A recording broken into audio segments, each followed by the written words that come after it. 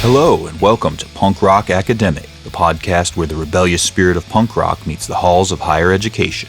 We dive into the stories of those who break the mold, challenge the status quo, and bring the DIY ethos to academia. I'm Alex Yore, and with me as always is Dallas McCulloch, your guide through the intersection of anarchy and academics. Get ready to meet the professors, scholars, and students who are as hardcore about their studies as they are about their music. Let's turn up the volume and tear down the walls of convention. This is Punk Rock Academic. Greetings, salutations, and welcome to the third installment of Punk Rock Academic. We've got another great episode, if I do say so myself. We're talking with fellow Michigander Royce Nunley, JD. He's the founder of the Nunley Law Group, a full-service legal practice in the greater Detroit area. Royce obtained a bachelor's degree in Spanish and received his JD from Wayne State University, both while in his 30s. Prior to his education, he founded the band Blueprint 76, operated his own recording studio, and was tour manager for Reverend Horton Heat. But he is perhaps even better known for his earlier work as the bass player for the Suicide Machines. The Suicide Machines are a hardcore ska band formed in Detroit in the early 90s. Royce joined the band just out of high school and was with the band for their first 4 albums, at which time the band was signed to Hollywood Records. Yes, that Hollywood Records. Royce left the band in 2002 before embarking on his quest through academia. It's always a pleasure to talk with another nice Midwestern fella. Let's get into it. So basically, you're Royce Nunley, JD. Mm-hmm. Correct. And then what is your current job? Well, I own my own law firm, so I'm an attorney, but I work for myself pretty much. Now, historically, if we went back, let's say 20 years ago, what are you more known for, I guess? If I search on the internet, what are you more known for? Playing in the Suicide Machines, playing bass for the Suicide Machines. So I guess, really, what was your introduction to music in general? My dad pretty much introduced me to music. Like he was really into country music. He was born in West Virginia and grew up in West Virginia and had 8 other brothers and sisters. And just I think if you're from that part of the world, at the time that he grew up, you just had to like country music. So he turned me onto that, and then my sister, who was 2 years older than me, turned me into metal music. Probably when I was around 5th or 6th grade, and then it was all downhill from there, pretty much. Right on. So did your pops come up to work in the auto plant sort of thing? He came up to work. He didn't end up working in the auto plants. He worked at Providence Hospital. He worked in like the laundry department for fucking years. I don't know, probably close to 35, 40 years or something when he finally retired. So you said your sister, that was the introduction to, I guess, metal. So that was like what were the first kind of, let's say like punk or metal or kind of like not the shit your parents were listening to that you got into? Well, I remember Injustice for All by Metallica came out. And there's certain albums or bands that kind of shape the course of your existence that make you zig when you could have zagged or whatever. And Injustice for All was definitely one of those records. Alex, you want to take it from here? Yeah, I mean, so my dad was very different. My dad had that tapestry on his wall. Like that was what I saw when I was a very little kid, was the Injustice for All thing. So that image is burned in my brain very much from almost birth. Gotcha. And Jason Newstead went to our high school, like with his dad. Oh, no shit. Yeah, he was a couple years older, yeah. Wow. Like Battle Creek boy.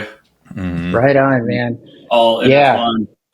Yeah, I mean, after we heard, like me and my sister, once we got like Injustice for All, like it was over. Like I stopped listening to country music for 20 years or so. I eventually made my way back to it, but it was just metal, and I just consumed everything that I possibly could. Like Iron Maiden, discovered them around the same time. Even like the hair metal bands, like anything that like had any sort of metal undertones, I just couldn't get enough of it. So then what was your introduction to going to shows? The first show I ever saw, the first band I ever saw play live was Suicidal Tendencies. They were opening for Queensryche. Oh, wow. Somewhere in the mid-Michigan area. It was like some like turd town. It was like I was living in Flint or outside of Flint at the time. I forget where it was, but like our friend's mom took us to go see Queensryche, and I saw Suicidal Tendencies, who I had never heard of at the time. And again, that kind of made me, zig when I could have zagged. But following that, the first punk show I ever went to, I think I was 15. It was at the Capitol Theater in Flint. It was Civil Disobedience and Social Distortion.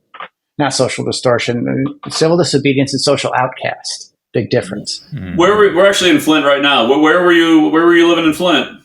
Well, I was outside of Flint. I was in Grand Blanc. I know Grand Blanc, yeah. My mom, she worked for the auto industry. So she, I grew up in Redford, Michigan, which is right outside Detroit. And then she got moved to Flint. We moved up to Grand Blanc, and then she got moved back down to Detroit. So we moved back down to Livonia, which is where I met Jay from the Suicide Machines and Derek and Dan and started playing with those guys. So those Capitol Theater shows, that was part of the Flint Local 432, like the Joel Rash shows? Or? It was Joel, but it was way before the Flint Local. Oh, that's right. Like this was probably in 91, probably 91, because I didn't even have a driver's license. Like my mom would take us to these punk shows, and I'd make her drop us off like around the block, because all the kids with the Liberty Spikes and the Mohawks couldn't see us roll up in my mom's ride. So yeah, like have you ever been in the Capitol Theater? Yeah, I live like 4 blocks from it. So the Capitol Theater is like a nice theater, like it's got like all the seating, whatever. I forget the name of the alley, but there's an alley that's on the side of it. Okay, and there was like a random door that opened just to a room. And they would have punk shows in there where it was just like a PA. I don't even think there was a stage in it. Mm-hmm. But that first punk show that I saw, Civil Disobedience, Social Outcast, was in that little room. And then, from seeing that, would you think like, "Fuck, I could do this," or like, what?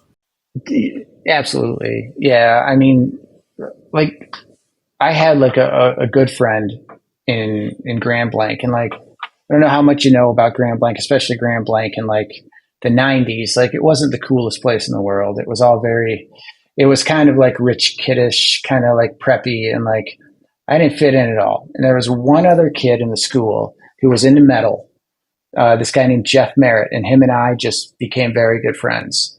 And then Nirvana, like a Nevermind came out, and him and I like heard like Nevermind, and we're like, what are we doing? Metal? Look, what is this? Like, this is so much better. And shortly after that, we started like listening to like punk and hearing about it and getting into it. And we were like the only 2 kids as freshmen, the only 2 punk kids in our school. By the time we hit 10th grade, you ever heard of Mott Middle College? Yeah, MCC. I broke my collarbone there. Did you? So the first year that Mott Middle College was a thing, I was there. And at the beginning, it was this experiment, right? It's like, let's take the troubled kids from each surrounding school district and put them in this school and see if they can thrive. And it pretty much seemed like that first year, they just took the punk kids from every single school in the surrounding communities. So we showed up, and it was just like, I don't know, 30 or 40 kids that were all into like punk music. We were like, This is the fucking greatest thing ever. 3 punks from Clio, 3 punks from Linden, 3 punks from Trenton, just put them all together. And me and my best friend, we were the only 2 kids in Grand Blanc that were like punk kids. And they took both of us, and they're like, you 2 fuckers got to get out of here. Why don't you go there? But at that time, especially in Flint, I mean, Flint has had a very long-running DIY scene. Like, it's still like, oh, absolutely. But I mean, Joel Rash is largely, I think, you look at, he was bringing fucking every band ever played here when they were nobody, I feel. Yep. So any like super memorable shows from that era that you were catching in Flint or in Detroit at that time? Yeah, no, I mean, I saw so many great shows in Flint at that time. I mean, Civil Disobedience and Social Outcast, like I just got lucky. That was the first show that I saw, and like both of those fucking bands are just phenomenal, just like hardcore punk bands. Mm-hmm. And God, even at the Capitol Theater, I saw Fishbone when Primus opened up for Fishbone, and that was just a fucking amazing concert. Like Fishbone was kind of my first introduction to like ska music. Mm-hmm. You decided to buy a bass after seeing Les Claypool and Norwood play? Well, not because of that. I bought a bass probably because of Metallica. My friend Jeff that I was just talking about, the other punk kid, like he's like, I'll get a guitar, you get a bass, we'll start a band. I'm like, fuck yeah. So we got, a bass and a guitar, and, thought that we were going to, start this band. There's a level of irony of you getting into bass from hearing And Justice for All, where there's notably no bass. Yeah, but fucking A, man. Like, it's like I got into Injustice for All, and once I got that, I'm like, what are they've got other records? Let me fucking hear those. Yeah, Dude, Kill 'Em All, Next Level. Kill 'Em All, fucking all of them. Master of Puppets, Ride the Lightning. Like, God, for like a kid in 5th or 6th grade, like, being introduced to that for the first time, like, I was just fucking so stoked on that band. Alex, what birthday was that where you got that tape? I think that was like my 8th birthday. My mom got me Ride the Lightning in a Walkman. Oh, right on. Yeah. So that's funny, right up the street a few years after. So what was the first band you started playing in then, Royce? I think it was this band called Family Entertainment. We were, I think I was in 11th grade in Franklin High School in Livonia. Oh, yeah. A good friend of mine, Chris McNeil, he was a guitar player. And we had another friend of ours named Mel who was on drums. And like, I was new to the school because, my mom working for GM, I got bounced around from like school district to school district, which, every kid fucking hates because you got to like, meet new kids. But it was my first year in that school, and I think Chris heard that I played bass, and he was like, dude, we need a bass player. Come over. So I fucking carried my PV amp over to his house, like down in the basement, and like, whatever, like a lot of the stuff we did were just like cover songs, but like Chris like had some songs that he wrote on his own, but we played whenever we would play back then, like there was probably 3 or 4 or 5 bands in Livonia, and the Suicide Machines or some inclination of the Suicide Machines, because Derek went off and he had a whole bunch of side bands, like always played those shows. So I think the first show I ever played, it was in Ann Arbor in somebody's living room, and we opened up for one of Derek's bands. It might have been the Scholars at the time. Telegraph, yeah. Yeah, it might have been them, or it might have been some other one. I don't know. He had like 3 or 4 of them at the same time. He was a very talented guy. Mm-hmm. So he had a band in which he did everything. He played guitar in one band and keyboards in another, like drums, of course. And then you already mentioned, so you were a shitty student, like you found the metal and punk rock and just said, fuck, I'm going to party and go to rock and roll shows? Yeah. I mean, I think I looked up your guys' thing, and you guys wrote something like you guys had like a 1.8 grade point average or something. I had a 1.9. That's nothing. Yeah. When I graduated, I think it was either a 1.67 or a 1.73. That's funny. It took back-to-back night school and back-to-back summer school and back-to-back-to-back night school in order just to graduate. Yeah, school wasn't my thing, man. Like I didn't fit in there. I didn't like it. I just thought that, that was going to be the end. Once I got out of high school, like I would never spend another day in a classroom. So sometime around then, right? So Jack Kevorkian and the Suicide Machines needed a bass player. And how old were you when you had joined? It was 92 or something? 90 or 4? No, it was either 93 or 94. Yeah. So I was either 17 or 18. I want to say I was 18.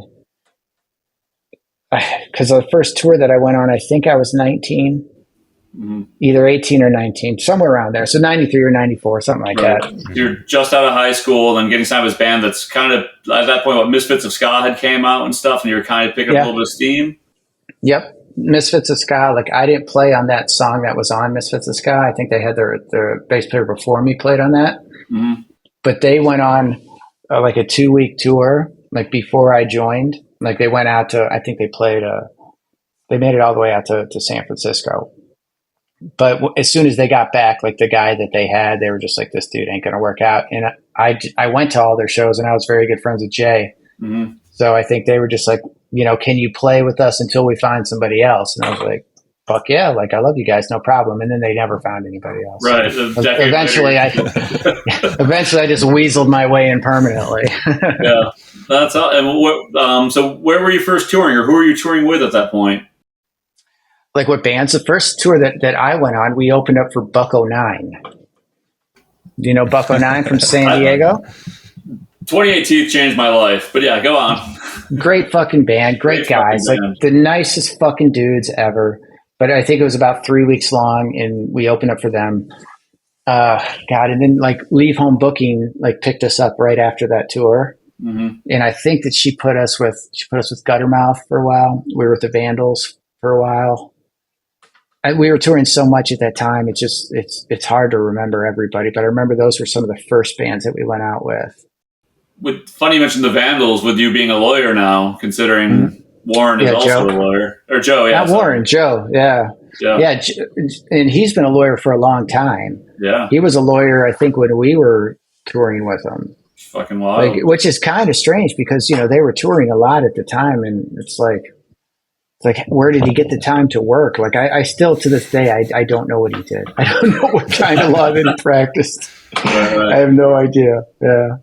So on the thing I read from Wayne State, it said like you were in the band for 8 years. That time you did Japan 4 times, Europe twice, North America probably absolutely not. It was just go sort of thing. You had some videos. I got some MTV. Matt Pinfield, I've seen him plugging it on. So like, and how old were you when all this shit started happening? Like early 20s. The first Destruction by Definition came out when I was, I don't know, 20, maybe 19. I don't know. So, I mean, it all happened like really quickly. Once Stormy picked us up with Leave Home Booking, because our record came out Destruction by Definition came out at about the same time that happened.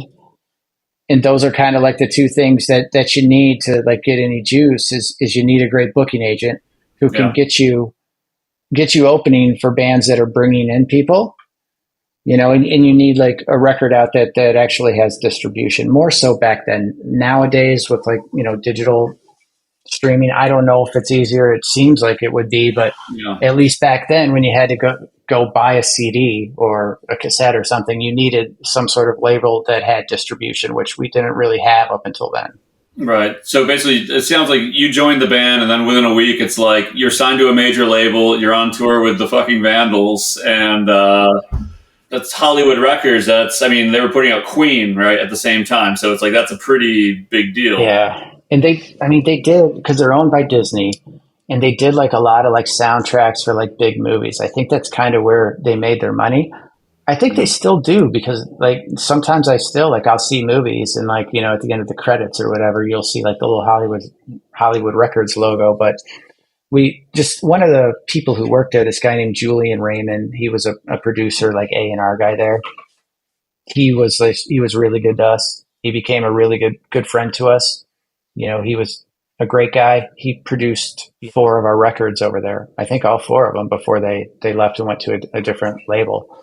So he kind of like gave us the push that we needed over there, because at the time, like nobody was listening to ska bands. Everybody wanted like a punk band at that time because Dookie, Green Day Dookie had just fucking came out, and everyone's like, oh, look, we can make money off of this. So everybody was looking for, some sort of like band that they could, try to push and make money off of, I guess. And Julian, he was, he came from music himself. He's a very talented singer. He was in bands his whole life, and he was just like the right guy for us, who like gave us like kind of like the right push. I was reading, I'm trying to remember what book it was, but somebody was like, they were kind of writing like about your time, that era of Suicide Machine, saying like, you're touring constantly and they're being, pushed to do whatever sort of photo shoots and all these sort of videos and shit like that. And it's, you guys have to be a bunch of blue collar ass punk kids from like Redford or whatever, it's not going to quite vibe the same way as maybe some kids from Hollywood or something like, yeah, I mean, it was, all of it was fucking bizarre to us, right? Because we just came up like in a smaller scene, a very small scene. Even in Detroit at that time, there wasn't like a huge punk scene. There were a lot of great punk bands. I mean, it was there. It wasn't, it wasn't all that big. Right. And, you took us out of our element, and like all of a sudden we're getting flown out to Hollywood, and we're in these fucking, fancy studios with a bunch of people around, like pushing buttons or like shooting videos. Like that was the fucking worst experience in the fucking world. I think for pretty much all of us, because it's just so fucking bizarre. If you put kids like us in that kind of situation, you have like, 40 people in a crew with cameras, and you're not actually playing your instruments. And then they just play your song and they're like, okay, now act crazy. And it's just like, fuck off. I'm like, no. Yeah. Like, how the fuck do we get out of here? Like, it was a fucking surreal experience. That's for sure. And how many days a year were you on tour at that point? Like, let's say Destruction and like Battle Hymns era. I think max what we were doing was probably close to 9 months a year. We probably had a couple years that we strung about 9 months worth of touring in there. At that point, like, were you coming home being able to pay rent and eat, sort of thing, or that's all we were doing? Like, we were not like making money at all. I remember where I lived, like I paid I think $150 a month in rent. Mm-hmm. That's it. And then we would get a per diem on tour. We get like $15 a day or something like per diem, and like, God, we were like making nothing. We were kids and we were like, fuck punk rock. And we were like, fuck the business end and we don't give a shit. Like, fuck, we just want to play music. And unfortunately, I think that caused a lot of people to maybe get rich off of our dime, if you will. A lot of people did well off the Suicide Machines. None of those people were in the Suicide Machines. Right? Yeah, definitely. But that's what happens. Exactly. That's what happens when you're fucking 18 and 19 years old and all that shit is like pushed on you, and you don't have you don't have a business savvy person maybe looking out for your best interest, because we had a manager at the time. Was he looking out for our best interests? Not so sure that he always was, but whatever. And if you're coming from, I guess, if you're a factory worker family, it's like we can't consult our fucking parents who are MBAs and shit about this. It's just like, here's hundreds of thousands of dollars. You are some fucking alcoholic, just like shithead punks from the Rust Belt dance monkey dance. Pretty much. Totally. But we didn't care at the time. We just wanted to play music. We were just like, dude, we just want to play music. We don't give a shit. So, I mean, I paid $150 a month in rent. I got enough money to pay my rent. Yeah. And to, eat and to, drink and survive. So then with Self-Title and Steal This Record, was it kind of the same sort of thing? Like touring constantly? Because I mean, you guys got a bit older by that point. I know Derek wasn't in the band anymore. Like, were you still touring that hard and still coming home broke sort of thing? We were still coming home broke. Yeah. I don't think that we were touring as much. We were still touring a lot. Yeah. We were still doing at least 6 months out of the year. But I think like we were getting like the most juice through like Destruction by Definition. And then, our second record. So, I guess there was more demand, supply and demand, right? So we were touring more. The subsequent records, I don't think there was as much juice. So we were touring, but I don't think that we, had to tour as much. And Jay was starting a family too. Jay's got, he's got 150 children at least right now, but he started, him and Sandra, his wife, they had started having children by then. So I'm sure that was a consideration. I'm sure he wanted to spend more time at home, obviously. Yeah. After that, so at some point you quit after Steal This Record? Yes. And then you're working at the Magic Stick or Garden Bowl or something and just kind of trying to save some cash, or what was the goal there? I didn't fucking know. I didn't know. I just, I wasn't happy, like, with the band anymore for whatever stupid fucking childish reason, like I was just not getting along with everybody else. So I left, and then I started like another band of my own, and I did that. And I had kind of opened a recording studio by accident. Like, I started buying recording equipment so I could record my own songs for the Suicide Machines, right? Mm-hmm. We would all write our own songs from top to bottom. So I bought like a 4-track, and I would record the drums, the bass, the guitar, the vocals, and then I'd bring it in and be like, listen to this. Everybody learn it, right? And they would do the same thing. They would come in with theirs, and they would say, this is what you do, this is whatever. And then I was like, well, if I just got an 8-track, man, it would sound way better. So I got an 8-track. Then it's like, if I just had this mic, it would sound better. And I kept adding stuff to it. So by the time I left the Suicide Machines, I had like a mini functioning recording studio. So I opened that up and I started recording other bands out of my basement in Redford. And I kind of converted it to like a studio kind of thing. And then I ended up buying a house in Hamtramck where I converted the first floor into like a studio. So straight after the Suicide Machines, I was working on that other band that I was in and kind of working on just getting the recording studio going. Then that was where you'd recorded, was it Van Erman's? Yeah, absolutely. Yeah. Those are I still see Ben pretty often. That's my dude. Really? Oh yeah. I still listen to that record. I love that record. I need to revisit. That was my first ever seeing Mustard Plug. They were like the openers. I was 15 at, basement of MSU sort of thing. Yeah, good dude. So I was familiar with that, and then I knew Blueprint. I'd see you play in Marshall at a rental hall, Marshall, Michigan, next to Battle Creek of all places. Yep. So the name's been around. So and then how? At what point did you begin tour managing Reverend Horton Heat, or were you tour managing other bands? Shortly after that. Okay. No, shortly after that. So one guy who tour managed and did sound for the Suicide Machines, this guy named Tony, he was just, he was a friend of mine, and he's always like had a lot of work. He's a very good audio engineer, very smart guy, just a good guy to be around. So he always had a ton of work. I mean, I think at the time he hooked me up with the Reverend Horton Heat. He was doing monitors for No Doubt, I think, on like some big stadium tour. But anyway, he knew that I recorded, and he knew that I knew a bit about sound. He had actually shown me some stuff about live audio engineering. So he just called me out of the blue one day. I was on tour with Blueprint 76, and he called me, and he's like, I got offered this gig, can't do it. He's like, you want to actually go out on tour and actually make some money? I was like, well, that doesn't sound too bad.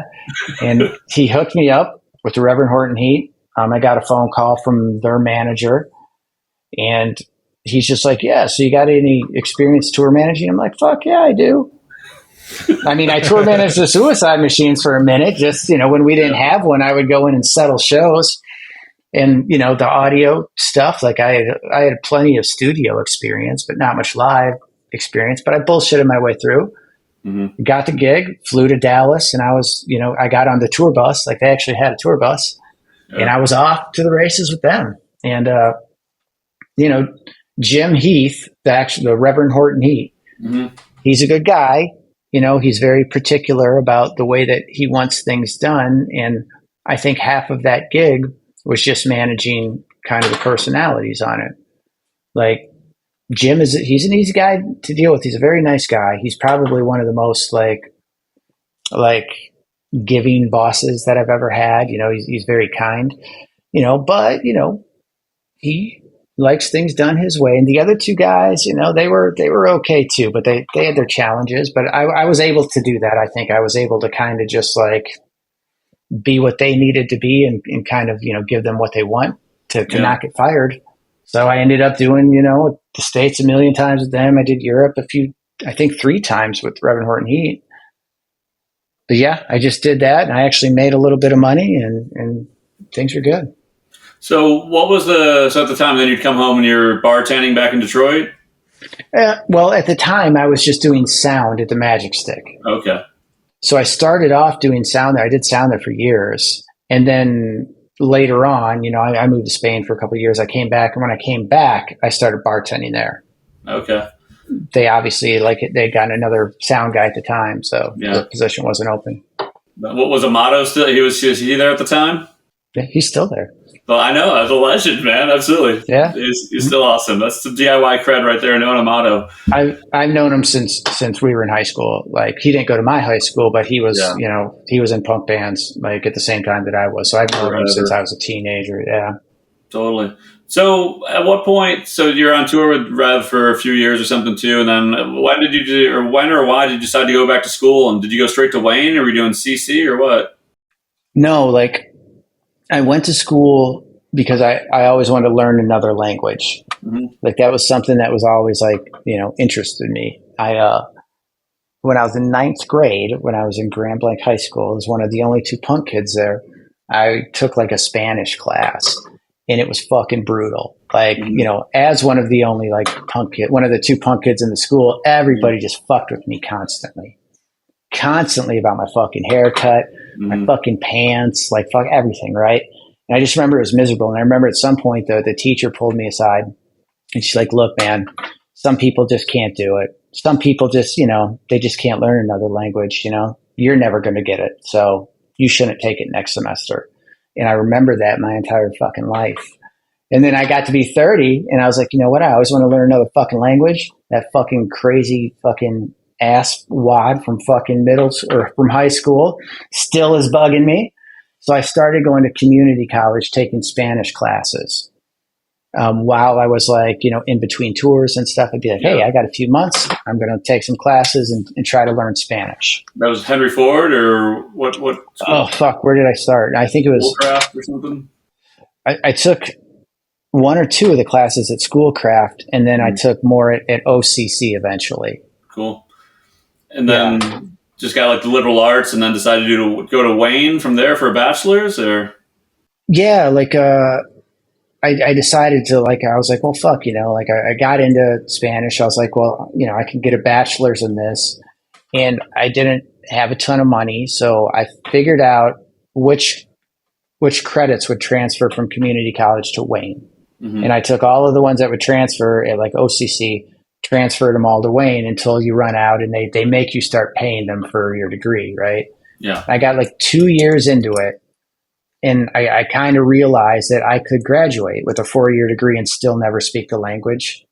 So a friend of mine, like from Seattle, or well, she's from Livonia, but she lived in Seattle. She was learning Spanish too. And she sent me this like magazine clipping that said, like people in Spain, you could move to Spain and you could work as like an English assistant, like 12 to 16 hours a week. And they would give you a salary, they'd give you health insurance, and you could just live over there. So I actually applied for it and I got it. So I moved to Ibiza for a school year, came back for the summer, and I reapplied, and I got accepted in Madrid. So I went and I lived in Madrid for a year, and the 2 years while I was there, I actually learned Spanish. Like I thought when I got off the fucking plane, I was like, I'm an intermediate speaker. This will be no fucking problem. I couldn't understand a fucking single word that anybody fucking said to me after 2 years of college courses. Yeah. So, I was like, well, that was a bunch of fucking horse shit. But anyway, I learned the language. And then when I came back the second time, I was like, well, this is going to be a breeze. And it was. I did my final 2 years of classes in like a year and a half. The only reason I didn't do it sooner is because they cap how many credits that you can take. Right. So I just burned through it. I got my undergraduate degree, and that was that. How old were you when you got the bachelor's from Wayne? 6. So I was 33 when I got my undergraduate degree, or 32. Yeah, 32 because I took a year off, I think, or 33. I was 32. Alex, you were 30. I was 30, when I got mine. Yeah.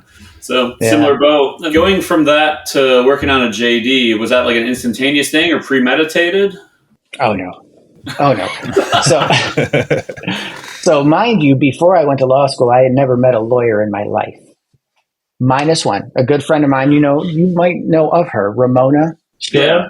Ramona? Like Black Iris? Yes. I didn't know she was a lawyer. She was no, she's not a lawyer. Oh. But she's been one of my best friends since we've been 16 years old. We've been through a lot together. Her dad was a lawyer. Oh. So I met him randomly at their house, but I never actually knew a lawyer until I got to law school. I got home from Spain and I started dating this girl that I knew named Emily. Emily gets pregnant. And I'm like, oh, fuck, I've got a fucking degree in Spanish. What the fuck is that going to do for me? Nothing. I didn't want to fucking be on tour with a kid around. So I'm like, fucking med school. I heard that takes a long time. I'm like, how long does law school take? 3 years. I'm like, fuck it. Let's try that. Yeah. Hence, I started studying for the LSAT, and I applied to one school because I worked in Detroit and my life was in Detroit. So I couldn't move anywhere else. So I applied to Wayne. Little did they know that that's the only school that I applied to because they offered me a partial tuition scholarship to go to Wayne. I was like, fucking suckers. I would have fucking, this is my only choice anyway. Right. Yeah. So next thing you know, I'm in law school. In 8 minutes. Yeah. I mean, I didn't, a lot of kids in law school, lawyers breed little lawyers, right? When I showed up to law school, it's a bunch of kids whose parents are lawyers and doctors, and they're not working, they're not worried about anything. They're just worried about studying and doing good. Totally. I had fucking 2 jobs the whole time I was in law school. Yeah. We're both first generation community college students as well. So it's totally understandable it's, and I was at Cornell and I just finished at fucking Yale. So it's it's so completely out of touch, but now I'm going to Wayne State, which I'm pretty fucking stoked for because it seems obviously much more blue collar working class, but still when you're in a law school or a med school, it's going to be still completely fucking out of touch with reality. Dude, I'll tell you this. When my first day in law school, I had no idea what to expect. My dad had like a 9th grade education. Like my mom, she grew up dirt fucking poor in Detroit, and she eventually paid for her own education through community college and went from the assembly line in General Motors up to a management position. But like I showed up my first day of law school and I thought I was going to be the dumbest person in the room. I'm like, oh my God, like these people actually, they fucking whatever. I don't know. I just thought that, I was just going to be the stupidest person in the room. It took like an hour before I was like, whoo, I'm not, I'm not the stupidest person in the room. maybe at the least that's person in the room, but not the stupidest. Yeah, for sure. Which is, it's a reoccurring thing. And it's like, I think when obviously we're the walking embodiment of structural privileges, whatever, straight white dudes, but if you're fucking poor, that is still a major fucking barrier to come up on if you don't have these sort of surroundings. So it's like you kind of want it more than a lot of these people when you're coming up from the... Yeah. You're like, well, it's this or the fucking auto plant, and I've seen what the auto plant does. Nothing wrong with it, but I don't want to fucking do that.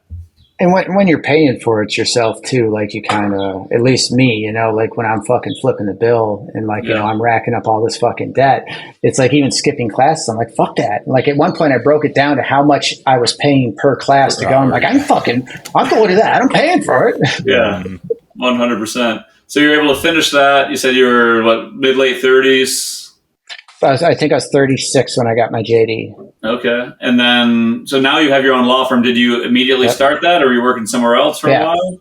No, I refuse to fucking work for another attorney. I absolutely refuse. That kind of ties in, like, how much do you feel that, like, coming from that fucking DIY punk rock world has influenced your professional career as a lawyer, or your time through education as well, but especially, like... Probably 98% of it. Yeah. And I mean, that's the main reason why I wouldn't work for anybody. Like if you told me today, like, hey, you can't work for yourself anymore. You can go get any job you want at any law firm and, they'll pay you out the ass. I would never work another day as a lawyer again in my life. Yeah. Go back bartending. I would do anything. Like I wouldn't do it. And I think part of that is, kind of like the corporate America thing that I avoided my entire life. Those roots run deep. Like I'm not cut out for like corporate America or working in some setting like that. And, not even to diss that, I made a lot of really great friends who are attorneys who, do all kinds of work. It's just not for me. It just isn't, Absolutely. Yeah. I think if it seems like it'd be very difficult to, I don't know, be so shaped by fucking Minor Threats lyrics and be like, I just want to fucking work for like the worst fucking, I don't know, like work defending the tobacco corporations or something. Like it would be exactly. Yeah. I mean, like being able to choose what cases that I take, like what clients I represent is huge. Like I turned down probably out of all the calls that I get, I turned down 70% of them. Right. Like I'm just like, not going to happen. No thanks. What are the sort of I know you obviously can't get into too many of the specific, but like what are the sort of offers you have of somebody saying like, hey, will you defend me for blank? You're like, I morally can't do that because of blank. I mean, a lot of the calls I get are for like divorces, like people that are just like splitting up, and you see the worst side of humanity when people are getting divorced, especially when kids are involved, because if you think that your kids are going to be in danger or they're going to be unhappy or mistreated, like it'll take otherwise good people and just turn them into fucking horrible people. Right. And a lot of times those fears are maybe misplaced or not based in reality. And sometimes people just fucking hate each other and they just want a fucking pissing contest. And it's like, I ain't got fucking time for that. Right. So I turn down a lot of the family law cases that I get calls about. I turn down a fair amount of like criminal cases that I get called about. Just because sometimes, if people just seem like they're total fucking bullshitters, it's like, how do you represent them? Right. But I mean, the flip side of that coin is like my favorite work is trial work, is like actual like criminal trials. And I think nothing can prepare you for that quite like playing, 1,000 fucking shows in front of like big groups of people. Yeah. I think I always had an advantage over like even in law school. Like I did like our mock trial competition like my second year, and I won it both semesters. Right. You're thinking, I just sold out St. Andrews last week. I ain't scared of 1,000 people, let alone these fucking 50. Yeah, you get people, sometimes you get in front of people and you got to like talk, public speaking, and people who've never done it before, like they get nervous. It's a natural thing. Like it just never bothered me at all. I actually kind of like it. Yeah. So I think that, I had an advantage there, but so anyway, back to the point, like on one hand, like my favorite kind of work to do is like criminal trial work. On the other hand of it, I turn down a lot of criminal cases because I just feel like I'm not a good fit for the person who may be calling looking for representation.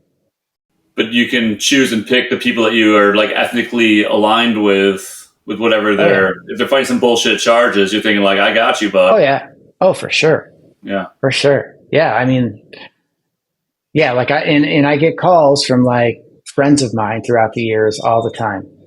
Like my friend group from back in the day, like, as soon as they hear you're a lawyer, everybody's fucking calling you with this problem and that problem. And it's like, all right, I think one of the first calls I got was from like a cousin that lived with us for a while when we were kids. And she was like getting evicted out of her trailer park or some shit in like Georgia.